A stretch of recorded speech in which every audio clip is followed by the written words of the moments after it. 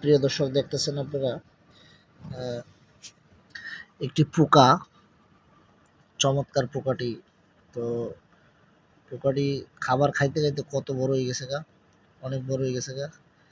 এখন সে পায়খানা করতেছে, তো পায়খানা লড়তেছে, দেখেন আপনারা।